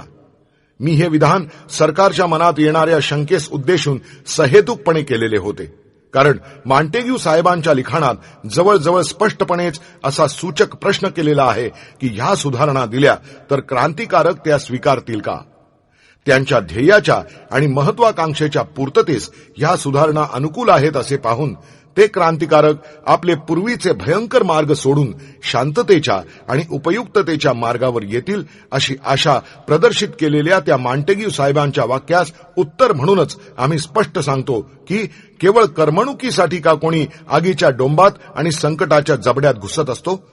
हे क्वचित घडते आणि हे तर त्याहूनही क्वचित घडते की जो खरा देशभक्त आणि भूतदयेने प्रेरित झाला आहे तो रक्तपात, आघात आणि प्रत्याघात यांनी अपरिहार्यपणे क्रूर झालेल्या राज्यक्रांतीत रंगून गेलेला आहे की जेव्हा त्यास अधिक लाभकारक, अधिक चिरपरिणामी, अधिक सुलभ, अधिक संघर्ष शून्य असा प्रगतीचा एखादा वैध कॉन्स्टिट्यूशनल मार्ग उघडा आहे आणि तो आक्रमणे शक्य आहे.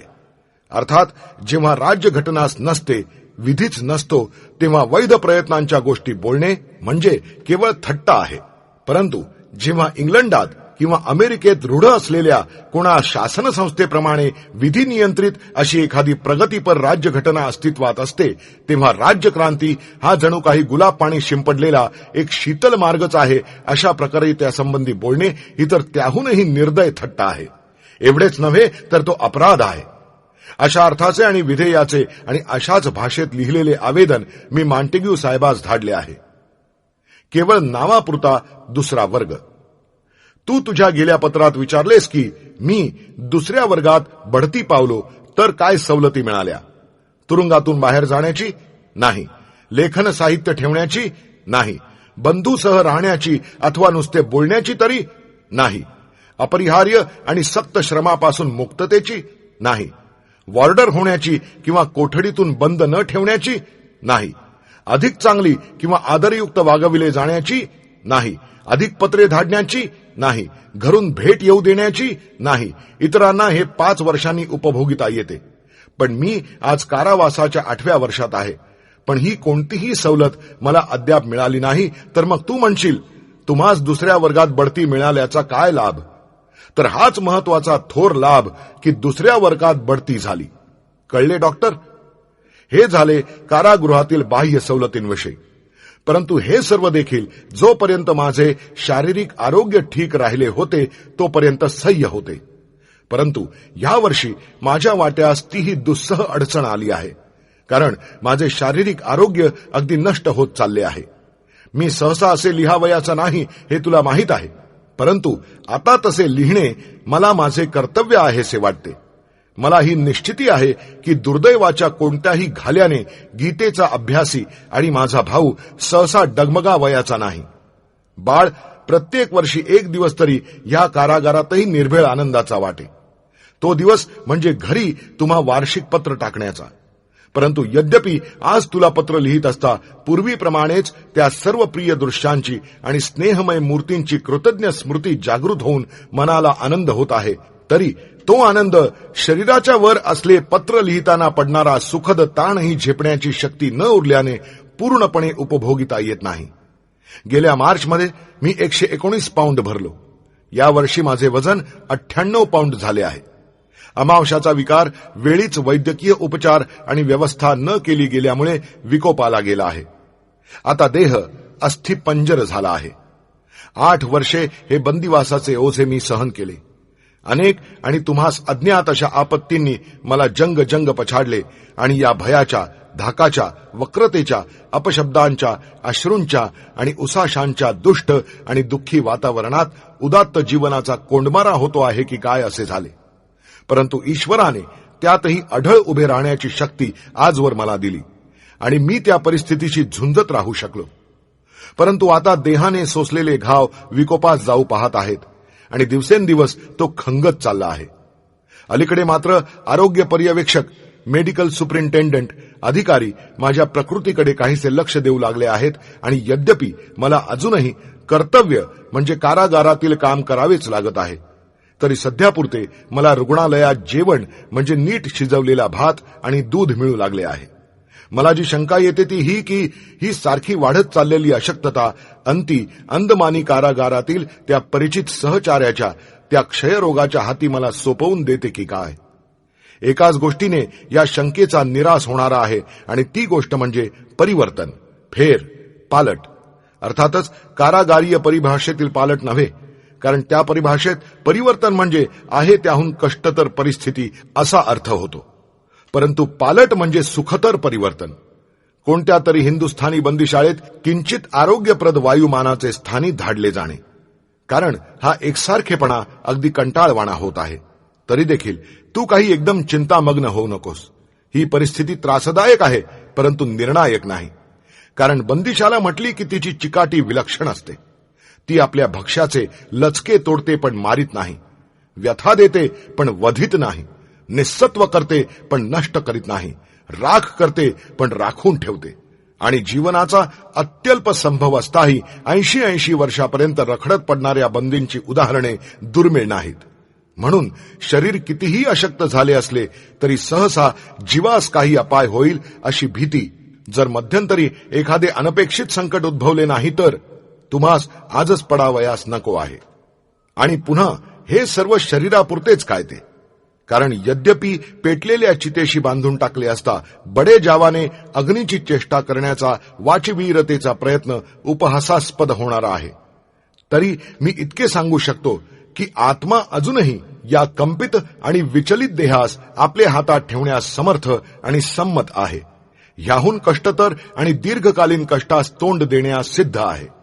केवळ निमूटपणेच नव्हे तर निश्चलपणे, निडरपणे ते सर्व सहन करण्यास सिद्ध आहे. आपल्या वरिष्ठ बंधूंची प्रकृती ही मजपेक्षा जरी बरी आहे तरी अर्धशिशीने त्यांचे वजन 106 पाऊंडावर आले आहे. अंदमानातील पत्राचा सर्वदूर प्रचार. ह्या माझ्या 1918च्या ऑगस्टमध्ये टाकलेल्या आणि सरकारी संमतीनेच धाडल्या गेलेल्या कारागृहीय पत्रातील काही उतार्यांवरून मी सर्व राजबंदीवान वर्गाच्या मुक्ततेविषयी कशा प्रकारे झटत होतो आणि माझे तत्कालीन भाव आणि परिस्थिती काय होती हे बरेच प्रदर्शित होणारे आहे. या पत्राच्या शेकडो प्रती करून माझ्या कनिष्ठ बंधूंनी त्या वर्षी जमलेल्या राष्ट्रीय सभेच्या सर्व प्रतिनिधीत वाटल्या. त्याचे उतारे अमृत बाजार पत्रिका, बंगाली आणि इतर इंग्लिश दैनिकातून आणि अनेक देशी भाषेतील वृत्तपत्रातून आणि मासिकातून प्रकाशित झाले. माझ्या प्रकृतीविषयी चिंताग्रस्त होऊन लोकात जोराची सहानुभूती उत्पन्न झाली आणि त्यामुळे राजबंदीवान वर्गाच्या कष्टांकडे सार्वजनिक लक्ष तीव्रपणे वेधिले गेले. माझ्या बंधूंनी मी या आणि इतर सरकारी आणि अंतस्थ पत्रातून आखून दिलेल्या कार्यक्रमाप्रमाणे एकसारखी चळवळ सुरू ठेवली आणि लोकांच्या मनात गुप्तपणे वसत असलेली राजबंदीवान वर्गावरील भक्ती आणि प्रीती हळूहळू धीटपणे व प्रकटपणे व्यक्त होण्यास शिकली. 2-4 मित्रांच्या आग्रहास बळी पडून मी जर संपात काम सोडले असते तर अशा संधीस हे पत्र सरकारीरित्या मला टाकण्यास सापडले नसते, परवानगीच मिळाली नसती. परंतु या पत्रातील वस्तुस्थिती सरकारी अधिकाऱ्यांच्याच परवानगीने माझ्या भावास कळविता आल्याने ती खरी असे मानण्यास आणि तिच्या आधारावर राजबंदीवानांच्या छळाविषयी तीव्र आलोचना करण्यास निनावी किंवा अंतस्थ पत्रांच्या माहितीवर विसंबण्यास भिणाऱ्या पत्रांनाही आणि पुढाऱ्यांनाही शक्य झाले. कित्येक प्रमुख पुढाऱ्यांच्या डोळ्यातून या पत्राची प्रत वाचताच टिपे गळली हे आम्हास नंतर कळले. अमृत बाजार पत्रिकेत outrageous treatment of a political prisoner या मथळ्याखाली या पत्रावर आलेला लेख आम्हास कारागारात बघण्यासाठी आमच्या प्रच्छन्न स्नेहांनी गुप्तपणे धाडला होता. सरकारद्वारा हे पत्र गेल्याने त्यातील विधेयास जरी विशिष्ट महत्व आले होते तरी त्या पत्रात सरकारी निर्बंधानुरूप कारागारीय संपाची आणि इतर फुटकळ गोष्टींची माहिती देता आली नाही. ती उणीव भरून काढण्यास अंतस्थ पत्रे हिंदुस्थानात धाडणे नेहमीप्रमाणे प्राप्तच होते. म्हणून प्रथमतः एक पत्र लिहून त्याच्या टाईपरायटरने अनेक प्रती काढून मी श्रीयुत मदन मोहन मालवीय, डॉक्टर बेझंट इत्यादी बहुतेक प्रमुख पुढाऱ्यास आणि विधिमंडळातील सभासदास दर आगबोटीतून 2-2, 4-4 धाडण्यात आल्या. त्या काही पोचत, काही गहाळ होत. नंतर एक सद्गृहस्थ, ज्यांचा नामनिर्देश ते दुर्दैवाने लवकरच वारल्यामुळे येथे करावयास हरकत नाही, ते डॉक्टर दामोदर हिंदुस्थानात येताना सर्व माहिती जी त्याने डोळ्यांनी पाहिली होती ती टिपून अंदमानहून स्वदेशी घेऊन आले. न्यू इंडियात आणि इतर 1-2 मासिकात त्यांचे अंदमानच्या राजबंदींविषयीचे लेख आधीच निनावी प्रसिद्ध झाले होते. त्यामुळे त्यांचेवर आधीच सर्व अधिकाऱ्यांचा अंदमानमध्ये फार डोळा होता. त्यांचा स्वभावही फार स्वतंत्र बाण्याचा होता. मागे उल्लेखलेल्या आमच्या संस्थेचे ते सभासद असून राजबंदीवानांना निरपेक्ष रीतीने ज्या काही प्रमुख लोकांनी वर्षोनुवर्षे अंदमानात सहाय्य दिले त्यात ते एक होते. आश्चर्याची म्हणून जी गोष्ट अनेकास वाटेल ती ही की ते मद्रासकडील अस्पृश्यातील एक अस्पृश्य होते. देखणा, प्रतिष्ठित, स्वाभिमानी, धाडसी आणि स्वतंत्र बाण्याचा तो पुरुष पाहताच अशा कित्येक कर्त्या पुरुषांचे कर्तव्य आम्ही आमच्या या अस्पृश्यतेच्या शापाने आणि छापाने खुंटवून नामशेष करीत आमच्या राष्ट्राचे बळ क्षीणतर केलेले आहे ही गोष्ट तत्काळ मनात डाचू लागे. संधी मिळताच त्याची उन्नती आणि विकास स्पृश्य वर्णाने तोंडात बोट घालून पाहत राहावे असा होईल हे डॉक्टर दामोदर सारख्या कर्त्या देशभक्तास पाहताच तत्काळ ध्यानात येईल. त्यास त्याचे वरिष्ठ गोरे अधिकारी देखील दचकून असत. तो मार्गाने भलत्या सलत्या गोऱ्यास रामराम करीत नसे म्हणून कागाळ्या होत. दुर्दैवाने हे गृहस्थ अगदी भर वयात इन्फ्लुएन्झास हिंदुस्थानात येताच बळी पडले. तरी त्यांनी आम्ही सांगितलेली कामगिरी प्रथमच पुरी केली होती. आमच्या एका राजबंदीवान स्नेहातील आणि प्रमुख सहकार्यातील गृहस्थाने भानसिंगाच्या मारहाणी सुद्धा संपातील सर्व घासाघिशीपर्यंत राजबंदीवानांच्या छळाची स्फुट माहिती लिहून एक पत्र सिद्ध केले होते. ते आम्हास दाखविल्यावर आम्ही आमच्या विषयीच्या यातनांचा उल्लेख तेवढा त्यातून सहेतुक गाळून त्यानंतर आमच्या संस्थेतील शपथबद्ध झालेला एक अत्यंत विश्वासू बंदिवान आपली 10-12 वर्षांची शिक्षा भरून सुटून जाणार होता त्याचे हाती हिंदुस्थानात धाडले. त्याने मोठ्या कौशल्याने सर्व झाडाझडती झाली तर त्यातून ते सांभाळून हिंदुस्थानात ठरलेल्या पत्त्यावर टाकले. ते पत्र पोचले तरी वृत्तपत्रे त्या आधारावर प्रसिद्ध करण्यास जरा कचरू लागली. परंतु डॉक्टर दामोदर हिंदुस्थानात येऊन पोचताच त्यांनी पुढाऱ्यांच्या गाठी घेऊन त्या पत्रातील दिसण्यात भयंकर असणाऱ्या घटनाही कशा सत्य आहेत हे त्यास वैयक्तिक दायित्वावर पटवून दिले. ते पत्र बंगालीत आणि मला वाटते न्यू इंडियातही साग्र प्रसिद्ध झाले. तेव्हा स्वदेशात राजबंदीवानांच्या छळाविषयी एकच ओरड होऊन अंदमानचा प्रश्न सर्व देशप्रेमी लोकांचे मनात सारखा सलू लागला. ते पत्र प्रसिद्ध होताच आणि स्वदेशात ही जागृती होताच हिंदुस्थान सरकारकडूनही विचारपूस झाली आणि यथापूर्व अंदमानातील अधिकाऱ्यात मोठी खळबळ उडून गेली. इकडे संप चिकाटीने चाललाच होता. संपातील लोकांस, ज्यात थोराड शरीराचे असे लोक होते की त्यास प्रत्यहींचे भरपूर जेवणही अपुरे पडे, त्यास त्या प्रत्यहींच्या अन्नाहूनही कमी असे शिक्षेचे अन्न मिळू लागले. त्याचा वचपा काढण्यास त्या कारागारातील नारळांच्या थोरल्या कारखान्यातून लागलेल्या खोबऱ्याच्या ढिगातील थाळ्या भरभरून खोबरे अंतस्थ रीतीने आमच्या सहाय्यक बंदिवानांनी, वॉर्डरांनी आणि पेटी ऑफिसरांनीही त्या संपवाल्यांच्या कोठडीत नेऊन पोचवावे. दर 2-3 दिवसाआड एखादे दुसरे दैनिक व साप्ताहिक पत्र आम्हास अंतस्थ रीतीने मिळे. ती मोठी गंमत असे. पण ते कारागाराच्या फाटकाचे आत कोण्यातरी मोरीच्या नळीतून, नाहीतर कोणाच्या तरी कोटात शिवले जाऊन, नाहीतर कचरा गाडीतल्या एखाद्या फळीच्या खाली दबून, नाहीतर कोणा साहसी गृहस्थाच्या खिशात उघड उघड घुसून प्रवेश करी. नंतर ते संधी साधताच आमच्या चाळीत येई. जो आणणारा तो इकडे तिकडे कामात अगदी दंग होऊन फेऱ्या घालीत सुटावयाचाच. सरकारचे काम इतक्या प्रामाणिकपणे पायतोड करून कोणी करतो आहे असे दिसताच आमची मंडळी समजावयाची की बहुधा डाक आली. मग त्याच्या मार्गावर त्या चाळीच्या गजाशी जाऊन गुपचूप उभे राहावे. आम्ही संपात नसल्यामुळे कोठडीत बंद नव्हतो, पण म्हणजे मोकळे होतो असे नव्हे, तर चाळीच्या कोठडी पुढल्या लांब ओरीत बंद होतो. त्या गजाशी सहजसे उभे राहता खूण पटली की एका सोयीस्कर जागी गजातून तो जोराने खेपा घालीत खोबरे वाहण्याच्या पाट्या घेऊन हिंडणारा बंदिवान किंवा चलो काम करो बैठे हैं साले म्हणून बंदिवानास धाक घालीत कामात दंग दिसणारा अधिकारी चटकन गजातून ते पत्र आत टाकी. ते येताच आम्ही दोघे तिघे असलो तर त्याचे 3 लहान तुकडे होत, कारण कोणी आल्यास सर्व लांबलचक पत्र लपविणे कठीण. मग ते तुकडे दिव्यामागे, भोकात, भिंतीत जिथे साधेल तिथे लपवून गुरु जसे वेळ सापडताच अर्धा कच्चा गिळलेला कडबा उघडून पुन्हा सावकाश रवंथ करीत बसते, तसे तो तुकडा एक एक काढून वाचून टाकावयाचा. एक जण वाचू लागला की दुसऱ्याचा पहारा. नंतर 4 ओळी वाचल्या की लगेच तितकाच तुकडा फाडून चोळून मोळून त्या वृत्त वाचन कार्याचा जो शेवटचा विभाग, खाते, पत्रनाश, त्या विभागाच्या अधिकाऱ्याकडे तो चोळामोळा फेकला जाई. तो अधिकारी त्वरित ते सर्व लटांबर पाण्यात कोळून पुन्हा त्याचा लगदा करून फेकून देई. कारण नुसते फेकले आणि त्या पत्राच्या नावाचाच तुकडा कोणा सापडला तर ते पत्र घेणाऱ्या धन्याचा पत्ता 1 तासात लागावयाचा. कारण पोर्ट ब्लेअरमध्ये पत्रे घेणारे अगदी मोजके आणि नोंदलेले लोक, म्हणजे सगळाच हाहाकार. अशा रीतीने ते पत्र वाचून त्यातील माहिती संक्षिप्त लिहून एक कारागारीय चिठ्ठीचे वृत्तपत्र सिद्ध होई. मग त्या दिवशी संध्याकाळपर्यंत चाळीतून फिरत राही. कोठडीत कोणी पत्र दिले तर वॉर्डराने पहाऱ्याचे हेलपाटे घालताना त्या प्रकाशात साधेल तसे वाचावयाचे. एकदा दोनदा त्याच वेळी अधिकारी येण्याची पाळी आल्याने तो कुलपे उघडून चाळीत येतो ते 2-3 स्तंभ कागद चावून गिळून टाकावे लागले. कोठडीबंद लोक या कारागारीय चिठ्ठीच्या वर्तमानपत्राची प्रतीक्षा करीत अगदी उभे असावयाचे. त्यात ते लढाईचे दिवस, जो तो बातमी मागे. सुशिक्षित असत ते तर बातमीवर संतुष्ट न राहता पत्राच्या 4 ओळी का होईना पण छापलेला तुकडा मागत. पण असे महत्वाचे तुकडे लहान वेटोळी करून नारळाच्या कचऱ्यात खुपसून चाळीतून धाडावे लागत. अशा रीतीने लढाईच्या बातम्या. संप चालू होता आणि म्हणून अधिकाऱ्यांनी शक्य तितका कडक बंदोबस्त ठेवला होता, तरीही काळ्या लोकांवर विश्वास कमी झाला म्हणून गोरे सैनिक चाळीतून पहाऱ्यावर ठेवले, तरीही प्रत्येकी सर्वांस पोचवीत राहण्याची व्यवस्था चालूच होती.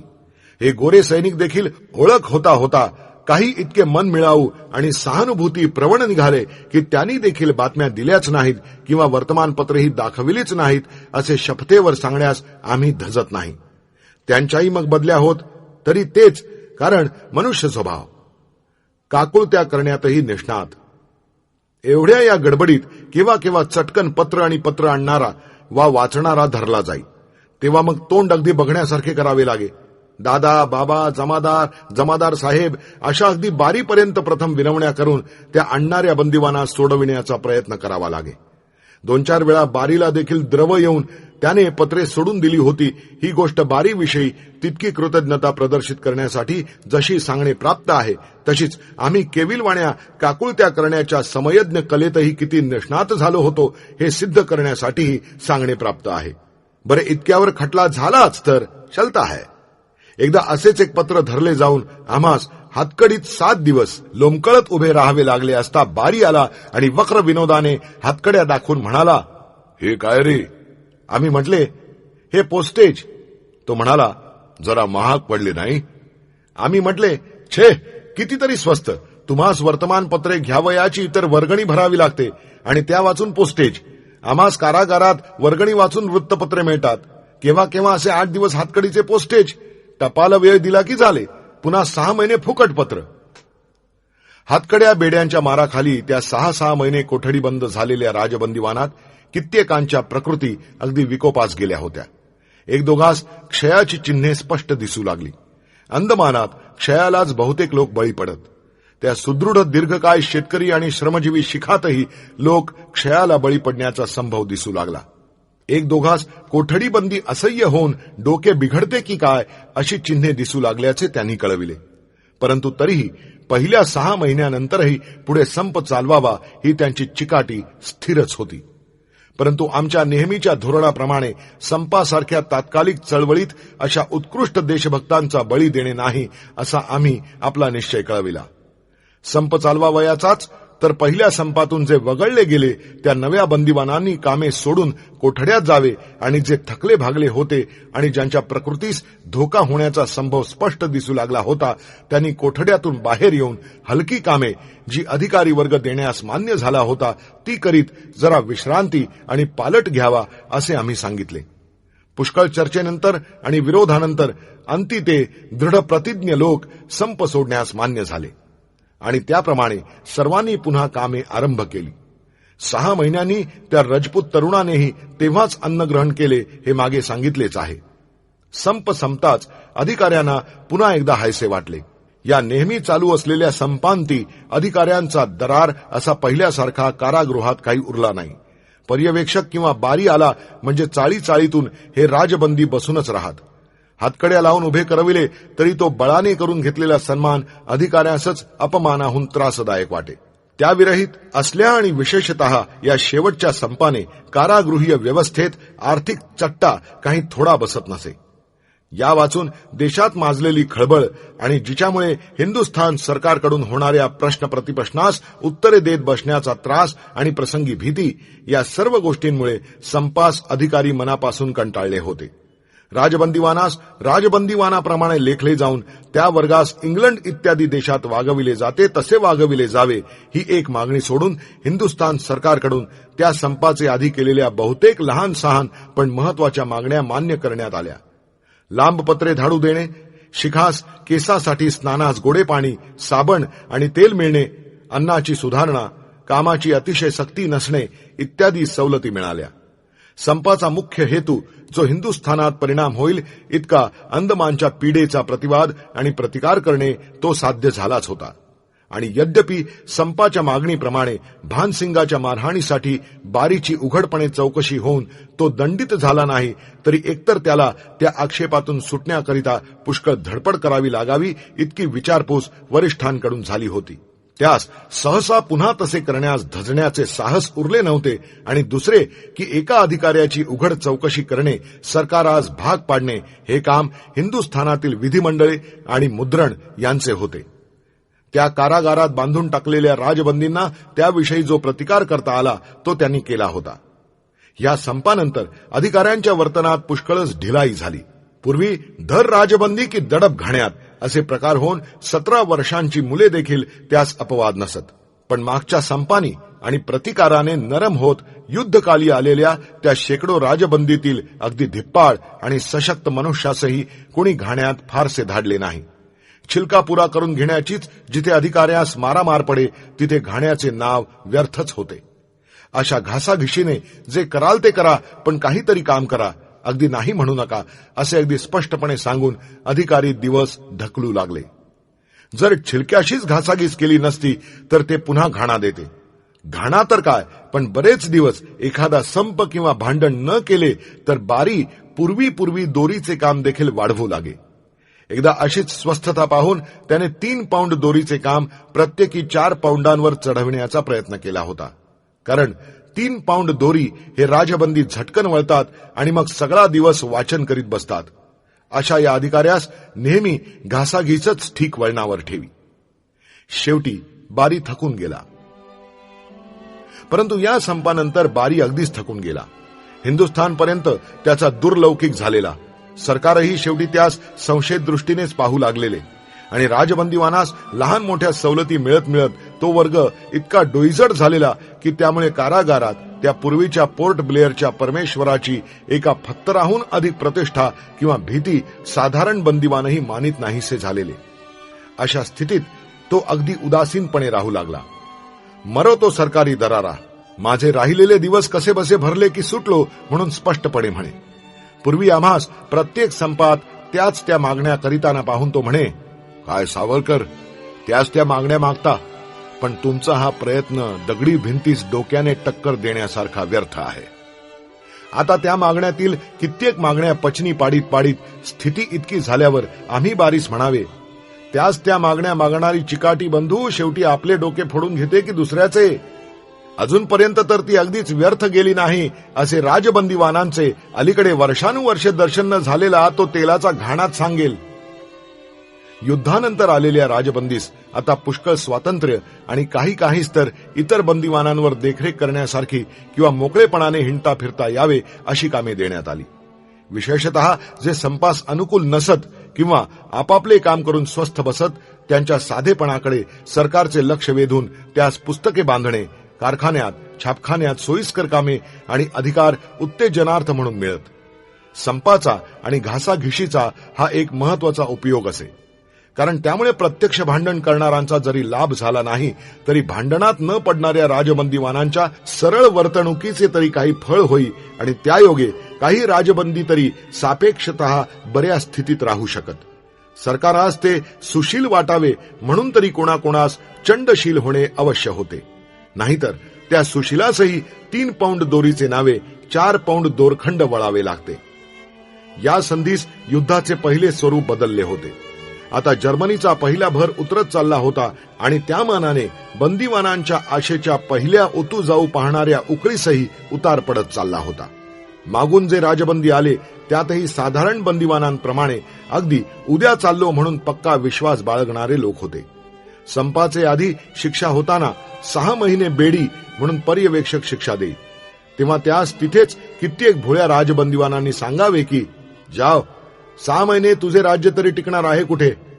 अशा माझ्या सहतप्यास मी पुष्कळ विनवी की बाबानो, अशा भलत्याच आशा धरू नका, नाहीतर क्वचित निराशेची प्रतिक्रिया सहन होणार नाही.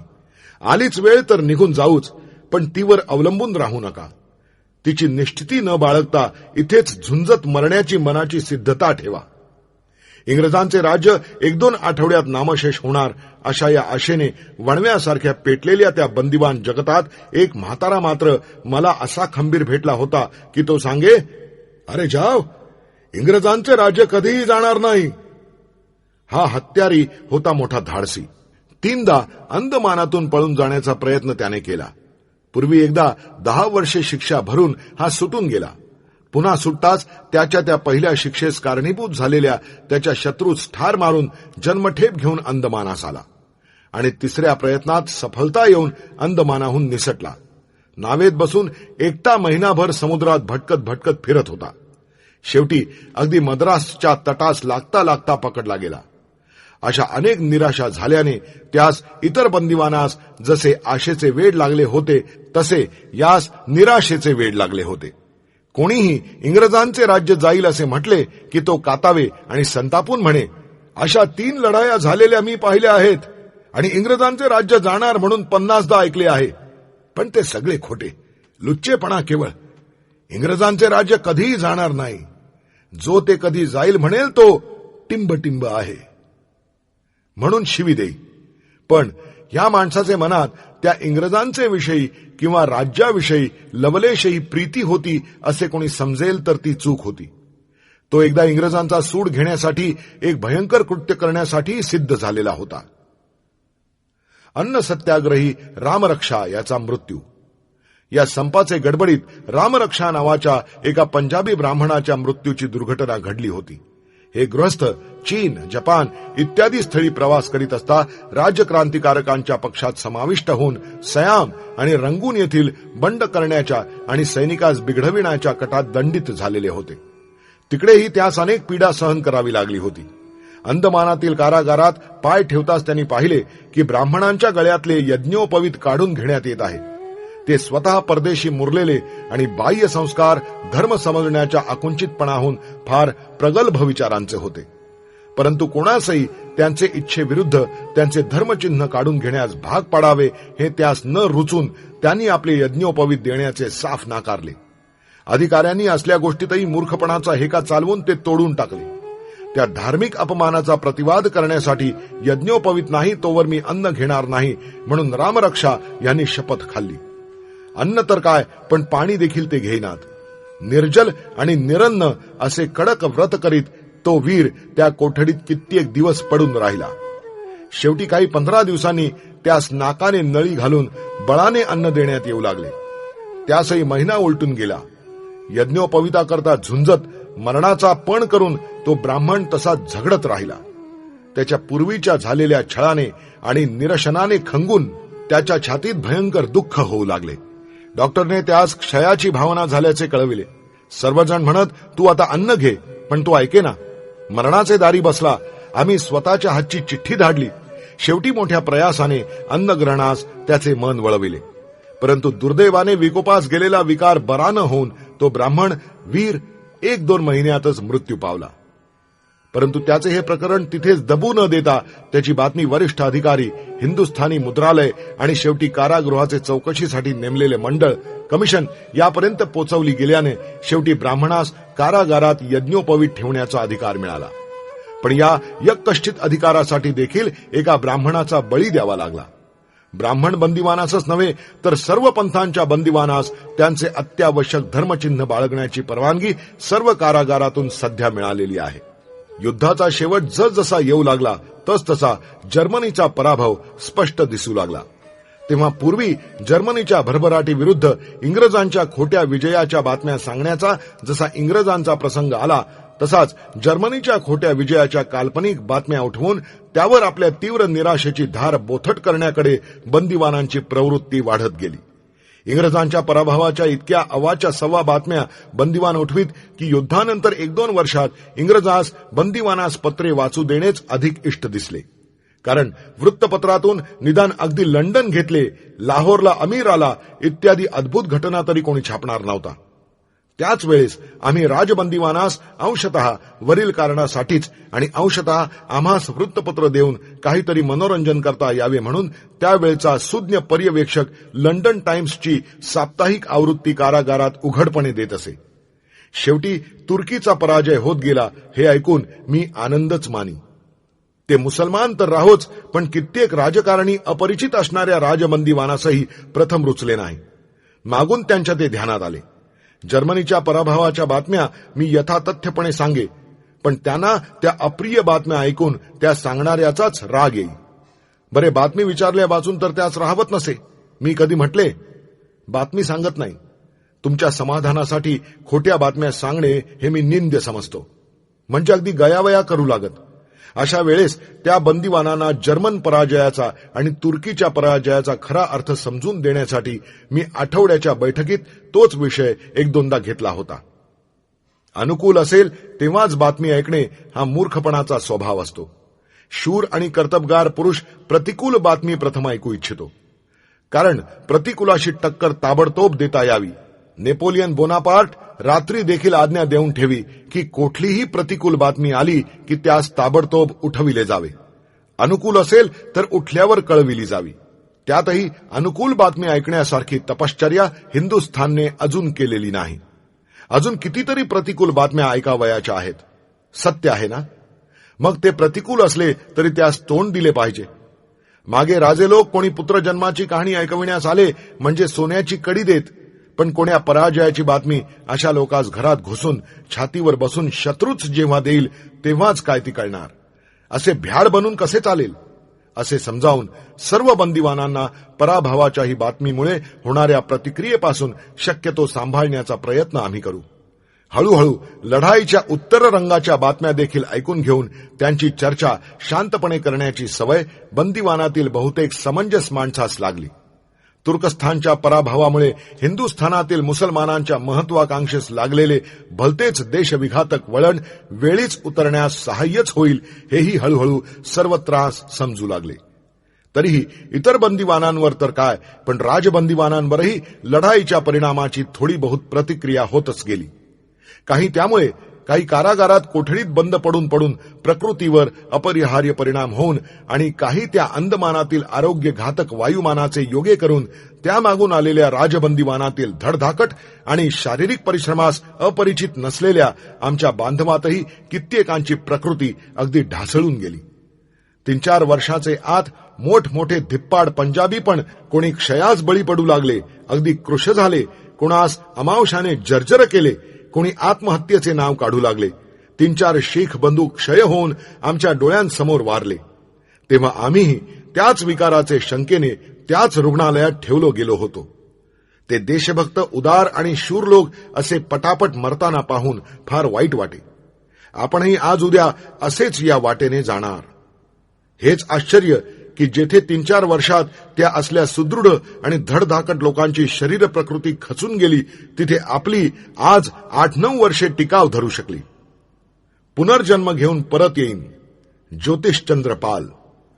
ज्योतिषचंद्र नावाचा एक बंगाली तरुण लढाईचे दिवसात बारिसाल येथे जर्मनीच्या शस्त्रास्त्रासह येणाऱ्या रणतरीची मार्ग प्रतीक्षा करीत बसलेल्या बंगाली राज्यक्रांतिकारकांची पोलिसांशी जी उघड चकमक झाली तीत गोळी लागून आहत झालेला आणि मग जन्मठेप द्वीपांतराची शिक्षा लागलेला होता.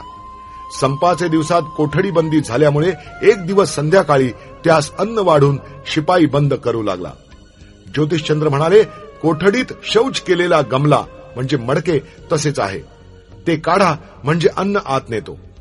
कोठडीतच मडक्यात बंदीस परसाकडे बसावे लागे हे पूर्वी सांगितलेच आहे. शिपाई म्हणाला, आता आत जा. त्या बोलाचालीत त्यास बळेच अन्नासह त्या कोठडीत कोंडून शिपाई आणि जमादार निघून गेले. बारीने पण दाद घेतली नाही.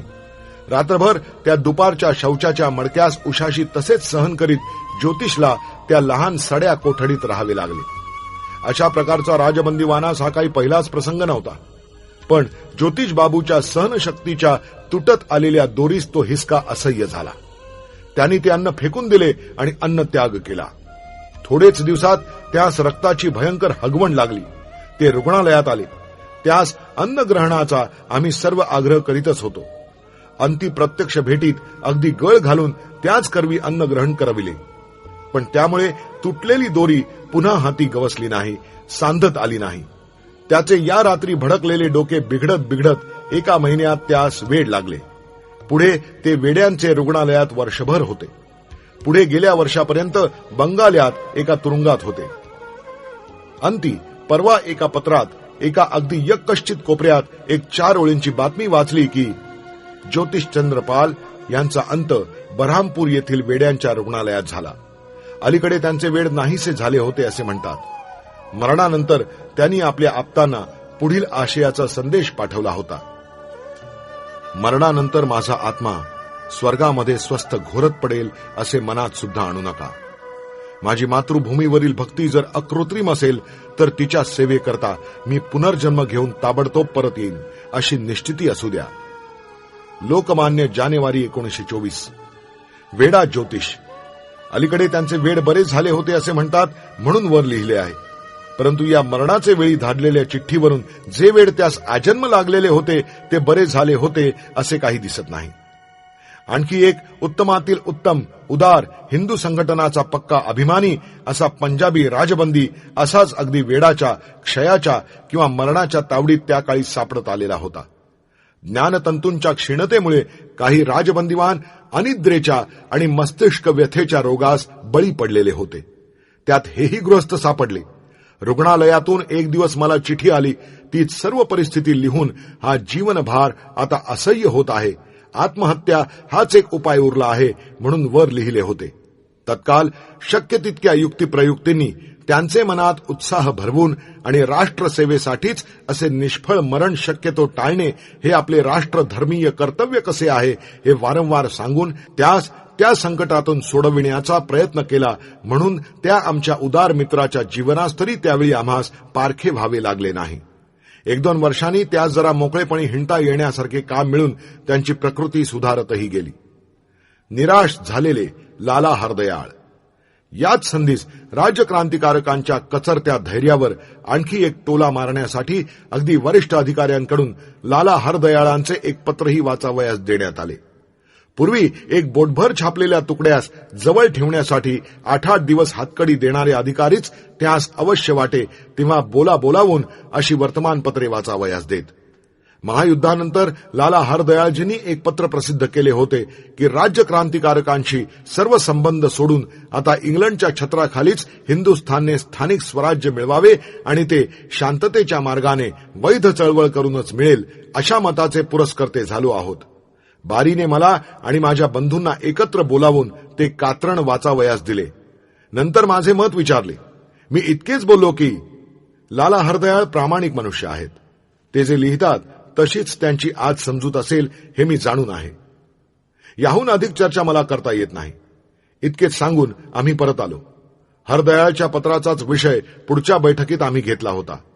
त्यांचा इतिहास एखाद्या प्रतिकूल धक्क्यासरशी त्यापुरती तरी निराश होणारी त्यांची वृत्ती आणि आजपर्यंत अनेक एकांतिक मतास धरीत सोडीत आलेली त्यांची प्रवृत्ती मला माहीत होती. त्या वेळेपुरते ते जे बोलतील ते त्यांचे प्रामाणिक मतच असे. पण ती निराशेची आणि आशेची एकांतिक प्रतिक्रिया फार वेळ टिकत नसे. तसेच ते पत्रही. असाच निष्कर्ष बहुतेकांनी काढला. काही म्हणाले हे पत्र केवळ आपले मत पाहण्यासाठी बनावट छापलेले आहे. मी तसे नसून पत्र बहुधा खरे आहे असे सांगितले. त्यातील तुर्कस्थानच्या आणि तदनुषंगाने आमिर आणि हिंदुस्थानातील काही मुसलमान यांच्या राष्ट्रविघातक महत्वाकांक्षेची केलेली मीमांसा मात्र सर्वांस मान्य झाली. मी ते रात्रंदिवस सांगतच होतो. या पत्रामुळे कोणाच्याही मनावर अधिक परिणाम झालेला आम्हास मुळीच आढळला नाही. युद्धाचे वेळी आज चले कल चले म्हणून अगदी प्रतिज्ञेवर सांगणारी आशा अशी निष्फळ ठरली. जर का तो अडाणी भविष्यवाद खरा झाला असता तर ते लोक इतर भविष्यवाद्यांप्रमाणे सहजासहजीच ज्योतिर्विद म्हणून पदवी पाहू शकले असते. पण आता योगायोगाने ती संधी गेली. सर्वांसच एक प्रकारची तीव्र उदासीनता भासू लागली. पण पुढत्याच काडीचा आधार. युद्धात सर्वसहा सुटका होणार ती राहिली. पण युद्धात इंग्रजांचा विजय झाल्याने निदान त्या प्रित्यर्थ तरी काही सुटका किंवा सूट मिळणारच की नाही. आता तीच चर्चा चहूकडे चालू झाली. त्याच संधीस हिंदुस्थानातही अंदमानाच्या आरोग्य घातक वायुमानाविषयी बरीच चर्चा चालू होती. माझ्या मागच्या उतारा दिलेल्या पत्राने त्या विषयाकडे देशाचे लक्ष तीव्रतेने वेधले होते. त्याप्रमाणे मला स्वदेशात परत कोणत्या तरी तुरुंगात आणून ठेवावे म्हणजे बरे अशीही चर्चा सुरू झाली.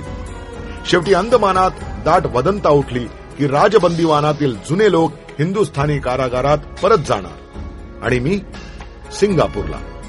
पाहता पाहता एक दिवस आमचे श्रीयुत जोशीबुवा आणखी एक दोन राजबंदी खरोखरच हिंदुस्थानात जाण्यास निघाले. त्यांच्या जाण्याची बातमी लागण्याच्या आधीच माझ्या जाण्याची धूमच उठली होती. म्हणून ते रुग्णालयात आम्हास युक्तिप्रयुक्तीने एकदा भेटावयासही येऊन गेले होते. एकत्र सुखदुःखांचे आणि विशेषतः दुःखाचे भागीदार झालेल्या आमच्या त्या निष्कपट सहतप्याने आमचा निरोप घेतला. पण पाहतो तो आम्हास त्याच कारागारातच ठेवून तेच आता हिंदुस्थानास गेले. आमच्या आणि आमच्या बंधूंच्या वारेपालट आणि थारेपालटीचा संभव कधी येईल. कधीतरी त्या कारागारातून आमची त्याहून कमी असह्य स्थळी बोलवण होईल ही आम्ही कधीच फारशी आशा ठेवली नव्हती. त्यामुळेच या वेळोवेळी होणाऱ्या निराशेचे धक्के सोसता आले. राहता राहिली युद्धातील विजयोत्सव प्रित्यर्थ मिळणारी सुटका किंवा सूट. एक दिवस ती भरवशाची म्हैस व्याली आणि सर्व बंदीवानास वर्षामागे 1 महिना सूट मिळाली. काही म्हातारे कोतारे सोडले. राजबंदीवानांनाही सूट मिळाली. पण आम्हास यथापूर्वम कल्पयत आम्हास 1 दिवसाची देखील सूट नाही. सुटकेचे नावच नव्हते.